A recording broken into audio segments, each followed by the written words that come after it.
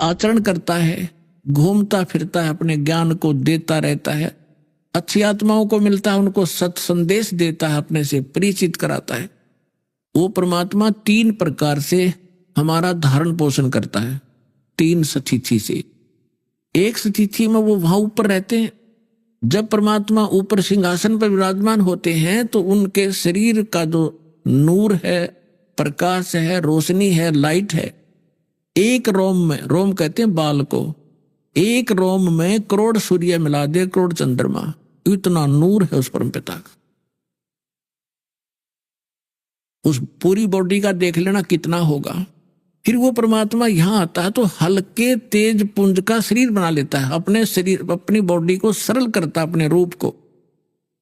यदि वो as it is उसी प्रकाश युक्त यहां शरीर में आ जाए तो हमारी चरम दृष्टि नहीं दे सकती, हम सूर्य की तरफ नहीं देख सकते। और वो करोड़ सूर्य और करोड़ चंद्रमा जितना तो एक रोमकूप में प्रकाश है। इसलिए अपने शरीर को के रूप को हल्का करके यहां आते हैं। अब जब यहां आते हैं तब 2 स्थिति में आते हैं। एक तो प्रत्येक युग में वो परमात्मा एक शिशु रूप धारण करके और जंगल के अंदर सरोवर के ऊपर खिले हुए कमल के फूल पर विराजमान होते हैं। ये प्रत्येक युग में ये लीला करते हैं। और जिस कारण से वो उस कमल के फूल पर आने के कारण नारायण कहलाते हैं। नार माने जल, आयन माने उस पर विराजमान होने वाला, इसलिए वो परमात्मा नारायण है। हम ही विष्णु जी को नारायण समझ रहे थे, शेषनाग पर लौट रहा समुद्र में, ये तो रची रचाई माया थे। तो उस परमात्मा ने सारा कुछ रचा और प्रत्येक युग में आके ये लीला करते हैं, जिस कारण से वो नारायण भी कहलाते। अब जैसे भगवान कहते हैं तो भगवान हम इनको भी कहते रहे, ब्रह्मा विष्णु महेश को। ये अपने सत्र के भगवान है। जितना इनकी जैसे आपको डेफिनेशन बताई है कि एक मंत्री भी साहब कहलाता है, डीसी भी साहब कहलाता है, और मुख्यमंत्री भी साहब कहलाता है, प्रधानमंत्री और राष्ट्रपति जी भी साहब कहलाते हैं। तो इन साहबों में बहुत अंतर होता है। तो इसी प्रकार वास्तव में साहब कौन है? प्रधानमंत्री और राष्ट्रपति जी, जो हमारे राष्ट्र के कुल मालिक है, राष्ट्रपति। तो इसी प्रकार अन्य भी साहब हैं, एक एसडीएम भी साहब को आता है, तहसीलदार को भी साहब कहते हैं। तो ऐसे ये भी नारायण है विष्णु जी, ये समुद्र पर लेट गया शेषनाग की सैया। तो लेकिन वास्तव में नारायण कौन है? ये इसलिए नारायण शब्द चला है भगवान के बारे में कि वो प्रत्येक युग में आता है और ऐसे सरोवर के अंदर कमल के फूल पर एक शिशु रूप धारण करके विराजमान होते हैं। वहां से उनको नवजात शिशु रूप में कोई निसंतान दंपति उठा ले जाते हैं। और परमात्मा की उस परवरिश की लीला कंवारी गायों से होती है। परमात्मा कबीर साहब प्रत्येक युग में आते हैं और वो उनकी परवरिश की लीला होती ही ऐसे है। अभी 600 वर्ष पहले जो कलयुग में परमात्मा आए तो लहरतारा तालाब पर कमल के फूल पर आकर विराजमान हुए थे। वहां से नीरू नीमा नाम के एक जुलाहा उठा ले गए थे दानक, और उन्होंने 25 दिन तक ना दूध पिया ना अन्न खाया। 25 दिन की आयु जब कर रहे थे परमात्मा लीला में, तो उस समय वो बहुत चिंतित हो गए। तो परमात्मा ने एक लीला की थी और वो कबीर सागर के अंदर विद्यमान है। 600 वर्ष पहले धर्मदास की लिखी हुई कि एक कंवारी गाय लाई गई थी, उसने दूध दिया था और भगवान कबीर साहब ने तब वो आहार किया था। तो उस गाय ने, परमात्मा बड़े हुए तब तक कंवारी गाय दूध दिया करती थी, भगवान पिया करते थे, वो कभी गर्भवती नहीं हुई। तो ये लीला भगवान की उस जीवनी में लिखी हुई है 600 वर्ष पहले कबीर सागर में। वही वेद बताते हैं, ऋग्वेद मंडल नंबर 9 और सूक्त नंबर 1 मंत्र 9 में स्पष्ट किया है कि वो परमात्मा जब शिशु रूप धारण करके यहां लीला करता है तो उसकी परवरिश की लीला कंवारी गायों के द्वारा होती है। तो who is God? Kabir is God. और हु इज कबीर? वो धारक रूप रहा करतार। अब उन महापुरुषों ने जिन्होंने भगवान मिला उनमें से कौन कौन है आपको दिखाते हैं। आदि धर्मदास साहिब जी बांधोगढ़ वाले, उनको भगवान मिले आदरणीय मलुकदास साहिब जी,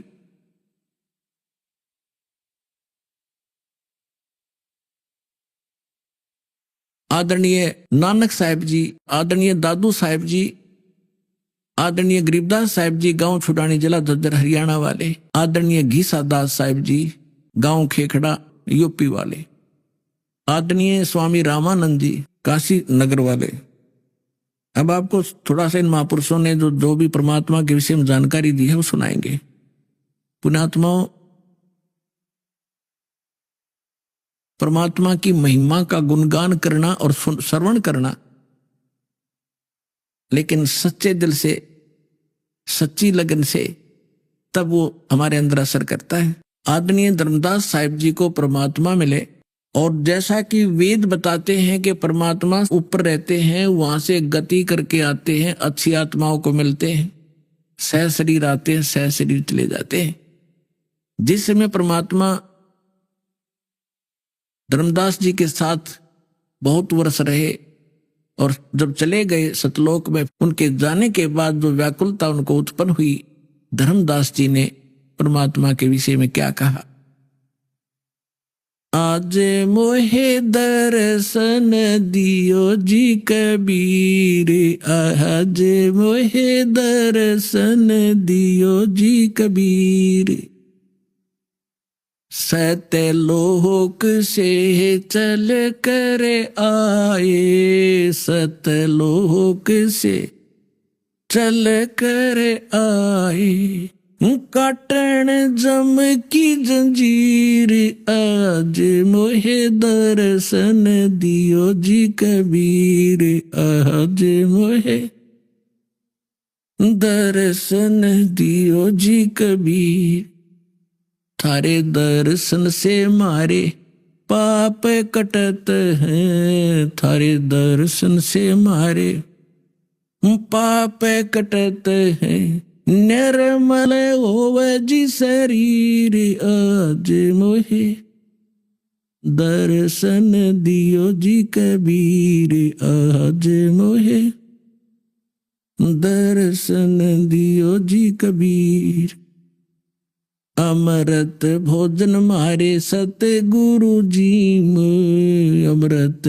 भोजन मारे सतगुरु जी में, शब्द दूध की खीर, आज मोहे दर्शन दियो जी कबीर, आज मोहे हिंदू के तुम देव कहाए, हिंदू के तुम देव कहाए, मुसलमान के पीर, आज मोहे दर्शन दियो जी कबीर, आज मोहे दर्शन दियो जी कबीर, दोनों दीन का झगड़ा छिड़ गया, दोनों दीन का झगड़ा छिड़ गया, टोहे ना पाए शरीर, आज मोहे दर्शन दियो जी कबीर, आज मोहे धर्मदास की अर्ज गुसाई, धर्मदास की अर्ज गुसाई, खेवा लंगाइयो पर ले तीर, आज मोहे दर्शन दियो जी कबीर, आज मोहे दर्शन दियो जी कबीर। अब धर्मदास जी ने क्या बताया कि सतलोक से चलकर आए और काटन जम की जंजीर। गरीबदास साहिब जी कहते हैं, सतगुरु आए दया करी, ऐसे दीन दयाले, बंदी छोड़ वृत्तास कहा, जठरग्नि प्रतिपाले, अजब नगर में ले गए हमको सतगुरु आने। गरीबदास साहिब जी कहते हैं, गांव छुडानी, जिला झज्जर वाले, अजब नगर में, उस अजब सतलोक में जो भगवान जहां रहते हैं, अजब नगर में ले गए हमको सतगुरु आने, आकर लेकर गए सतलोक में, फिर वापस छोड़ा। जल के बिंब अगाध गति वहां सूते चादर ताने। गीता अध्याय नंबर 18 के श्लोक नंबर 62 में कहा कि अर्जुन तू सर्वभाव से उस परमेश्वर की शरण में जा, उसकी कृपा से तू परम शांति को और सनातन परम धाम को प्राप्त होगा। यहां गरीबदास जी क्या कहते हैं, अजब नगर में ले गए हमको सतगुरु आने, यहां से आकर लेकर गए। जल के बिंब अगाध गति वहां सूते चादर ताण।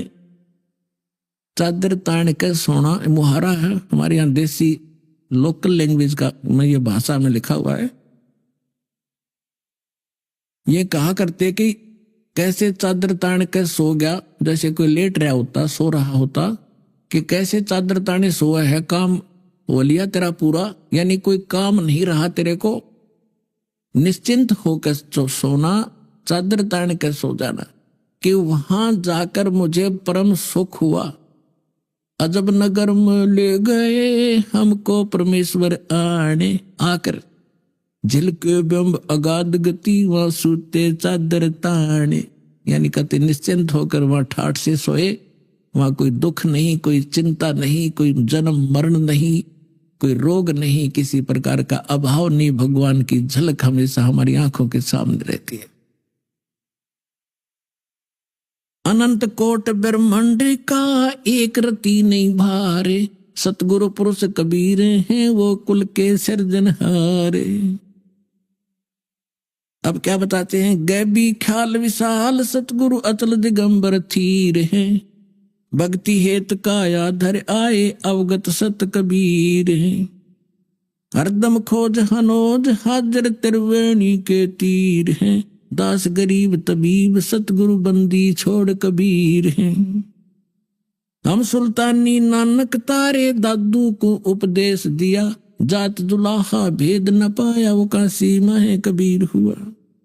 सब पदवी के मूल हैं ये सकल सिद्धि हैं तीरे, दास गरीब सतपुरुष बजो वो अवगत कला कबीर।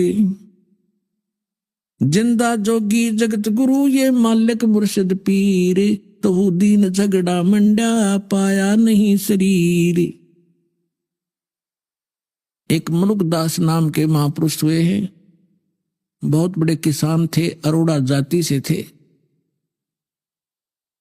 परमात्मा उनको मिले, थोड़ी सी झलक सुनाते हैं, क्योंकि वेदों ने बताया कि वो परमात्मा अच्छी आत्माओं को मिलते हैं जो दृढ़ भक्त होते हैं।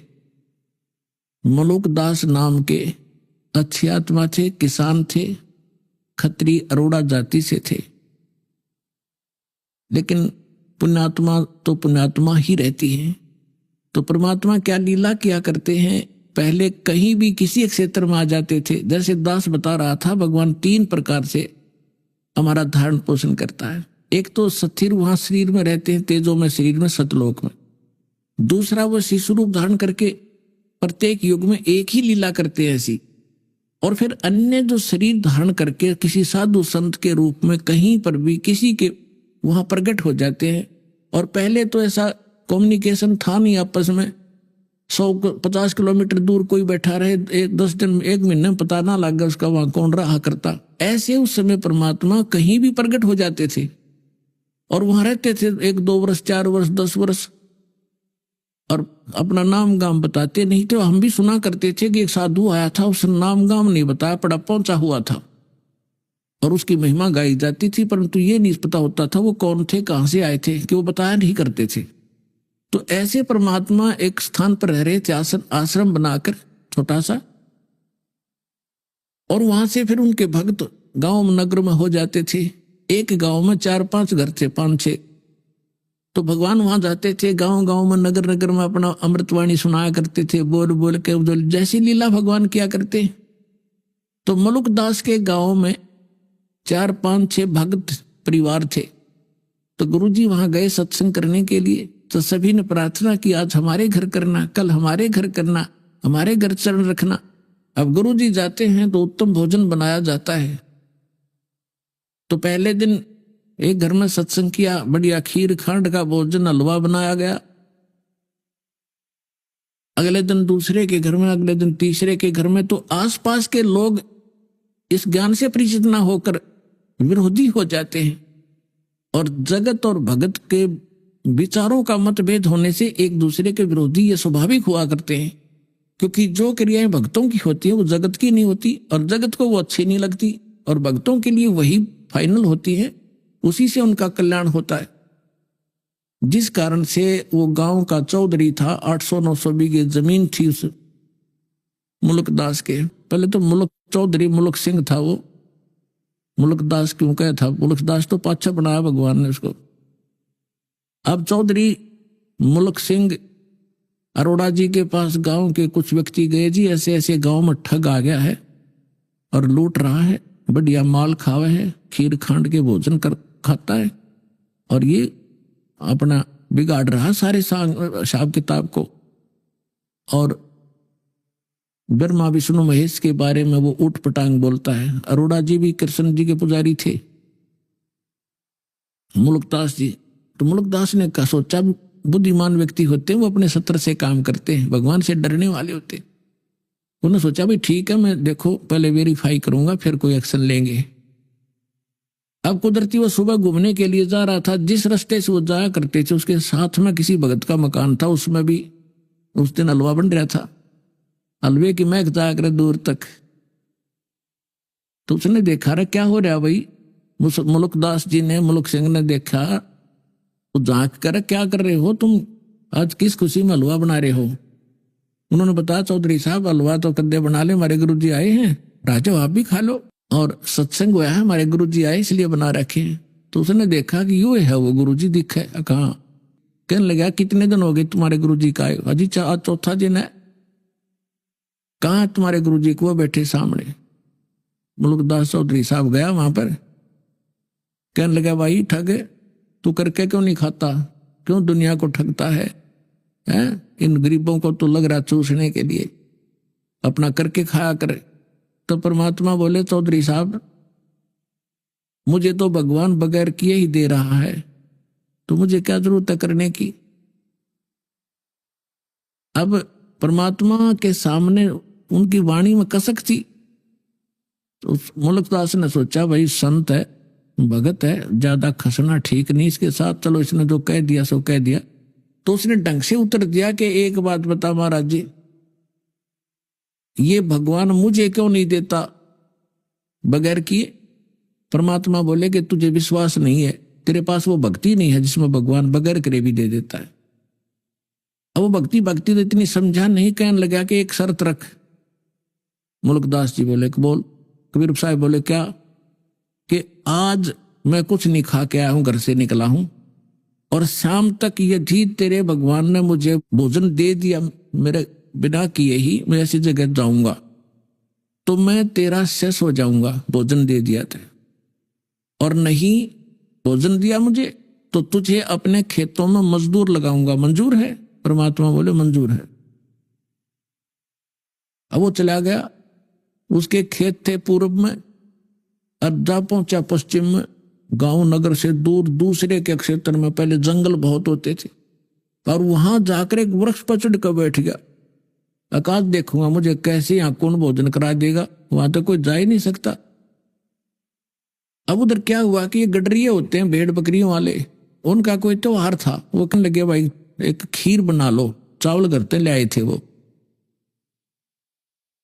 तो उन्होंने उसी वृक्ष के नीचे डेगचा बना के चूल्हा मिट्टी खोद के और वहां बना लिया, लकड़ बाल के खीर बनाने लग गए। तो एक दो गायें थी, उनसे दूध निकाल लिया, और वो बकरी चराने वाले दूर चले गए कि हम आ जाएंगे अपने आप, तुम तैयार करो तब तक। उसके साथ से एक रास्ता जाता था, और उस रास्ते से काफी दूर कुछ घोड़ों की टाप सुनाई दी और धूल उठती नजर आई। उन खीर बनाने वालों ने, उनका तो पता था, जंगल में उनको ज्ञान होता था कि ये कोई डाकू आ रहे हैं, उनको पता था रास्ता भी यही है। वो छोड़ कर बनता हुआ खीर ख्यार भाग गए अपने मित्रों के पास। अब जो ही वो डाकू वहां आकर रुके, उन्होंने देखा भाई ये क्या हो रहा है इसमें, सारे नीचे उतर गए। दोनों में से एक डाकू ने जाकर देखा कि उसका ढक्कन उठा के देखा कि इसमें खीर बन रही है। उन्हें भूख लग रही थी डाकुओं ने, कहने लगे भाई पहले खीर खावांगे, रुक जाओ। उनमें से एक समझदार सा था, वो कहने लगा रहा कदे हमारे साथ धोखा हो जाए भाई, कोई इसमें विष डाल गया हो, पहले टेस्ट करना चाहिए, चेक करो फिर खाएंगे। तो चेक करने के लिए कोई पशु पक्षी देखने लगे भी उसमें से कुछ उसको खिलाते हैं। तो उन्होंने कहा रहा बनाने वाले कहाँ चले गए, ये छुप रहे होंगे, तो देखो उनको, उन्हीं को खिलाएंगे पहले। इधर उधर देखा कोई नहीं पाया, फिर ऊपर ने देखा तो मुल्कदास बैठे ऊपर, चौधरी साहब। उन्होंने सोचा कि यही है, ऊपर छुप गया डरता। उन्होंने कहा डाकुओं ने कि आजा भाई नीचे आजा। अब उसने सोचा, जब तक उसने ध्यान नहीं था कि ये कौन है, वो तो क्यों आंख नीचे बैठा था, अगेन जान दे न कोई देख ना ले मुझे। तो उसने कहा कि ना आऊं मैं नीचे, मैं नीचे नहीं आऊं आज। तो उन्होंने देखा कि मारो इसको गोली। तो उन्होंने देखा तो भाई गोली बंदूक भी ले रहे हैं। तो बोला मारियो ना, मैं नीचे आ जाता हूं। वो नीचे आ गया, एक पात्र में खीर निकाल कर करके ठंडी, और कहा इसको खा। वो ने कहा मैं खीर कती नहीं खाऊं, क्योंकि प्रतिज्ञा कर कह रहा चेला बनना पड़ा चौधरी साहब ने। और उनका पक्की जचगी, किसी ने कुछ ना कुछ मिला रखा है, निकम्मे ने, पक्का चोर है। वो खीर तो नाटर वो धक्कत खाओ, उसका दो मारे जूत लात मारी अखा बैठ के। वो इतनी थोड़ी डाल रखी थी और डाली को और खा, जल्दी पता लग गया कि नहीं खाओगा तो जल्दी पता लगेगा इसका। 1 घंटे वहां बैठाए रखा, फिर उसने सारी कहानी बता दीजिए, मैं इसलिए नाटू था, मारो मत मरा, हमारी एक संत के साथ प्रतिज्ञा थी, आज वो सफल हुए, मार गया। तो उन्होंने बोले बात जा तू जाते। अब उसका एक मारा जो उतर भाग लिया सीधा। अब वो जब उसके ऊपर आपत्ति आई तो डाकुआ का फंस गया। अरे इनका इन कौन पूछनी आई, मार देंगे गोली तेरे। तब याद किया उसी को जो उनके गुरु जी, नाम तो जाना नहीं था, उन गांव वालों के नाम जानता था, गांव वाले के हे धन्ना के गुरु जी आज मेरी जान बचा दे, मैं तेरा पक्का चेला बनूंगा। और जान तो बचानी थी परमात्मा ने, तो पक्की निश्चय कर लिया कि आज जान बच गई, जान दे चरण छूंगा उस महापुरुष के। तो वहां से भाग गया, थुट पूरी सपेटते परमात्मा के चरणों में आकर पड़कर रोने लग गया। परमात्मा बोले सुना भाई, भगवान ने सेवा करी कुछ? बोला जी आपका भगवान तो मर मर खीर खिलावा है, और मैं आपका चेला, आप मेरे गुरु जी, मेरी जान बख्श दी आप। तो तब उस मुल्कदास ने क्या कहा, जब सारे ज्ञान से परिचित हुआ और सतलोक में ले गए भगवान, फिर वापस छोड़ा उस प्यारी आत्मा को। जपोरे मन साहेब नाम कबीर, जपोरे मन परमेश्वर नाम कबीर। एक समय गुरु बंसी बजाई कालंदरी के तीर, एक समय गुरु बंसी बजाई कालंदरी के तीर।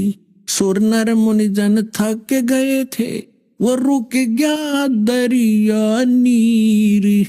जपोरे मन साहेब नाम कबीर, जपोरे मन परमेश्वर नाम कबीर। काशी तज गुरु मगहर पहुंचे, दोनों दीन के पीर। काशी तज गुरु मगहर आए, दोनों दीन के पीर। कोई गड्ढे कोई अग्न जरावे, ढूंढा ना पाया शरीर। जपोरे मन साहेब नाम कबीर, जपोरे मन। कोई गड्ढे कोई अग्न जरावे, नेक न धरते धीर। कोई गड्ढे कोई अग्न जरावे, नेक न धरते धीर।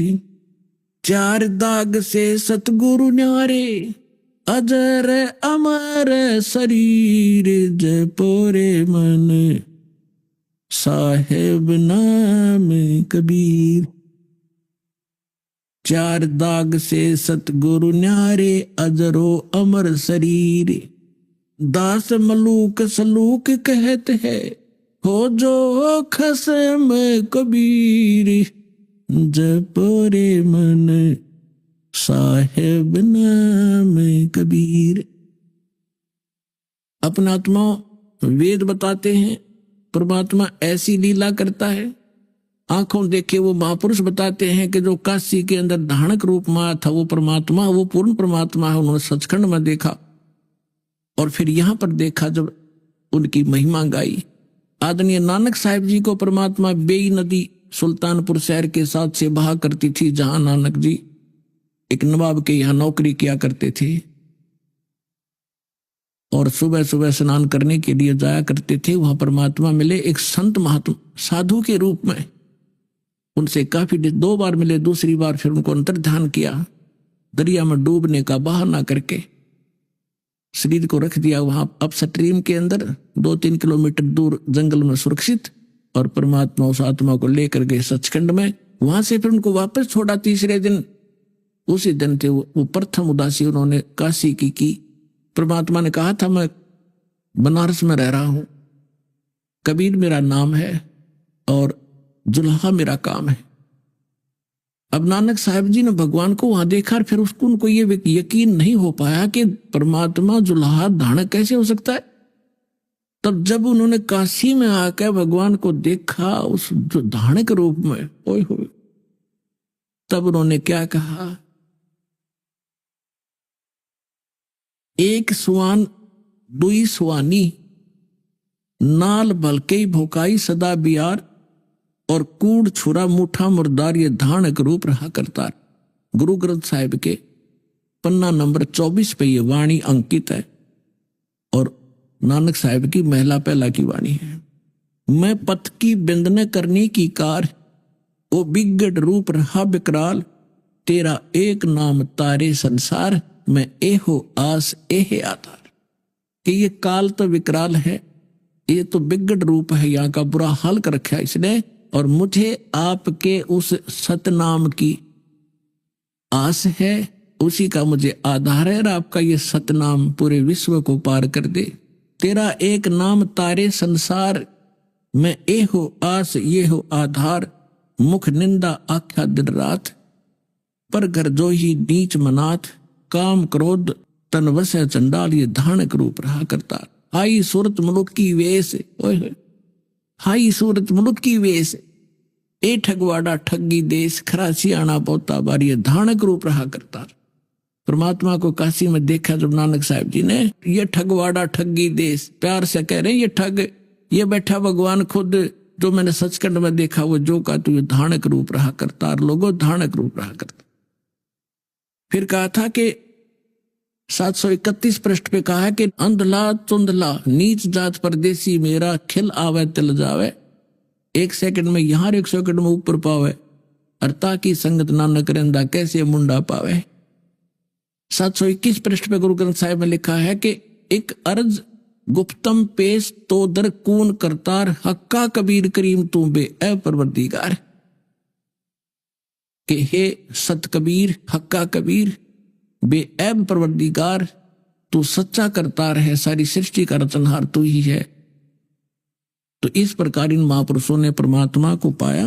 अब आदरणीय दादू साहेब जी ने जब परमात्मा मिले थे 7 वर्ष की आयु में, बालक थे छोटे से दादू जी, परमात्मा उनको सचखंड लेकर गए। 3 दिन 3 रात तक बेहोश पड़े रहे, कोमा में थे दादू जी। सारे हाहाकार मच गई, रिश्तेदार इकट्ठे हो गए, सब वैद्यों को झाड़ फूक वालों को करवा लिया, दिखा लिया, कुछ नहीं हुआ। जब तीसरे दिन परमात्मा ने वो आत्मा वापस छोड़ी, उसके बाद वो खड़े हुए और देखा हाहाकार मच रही थी।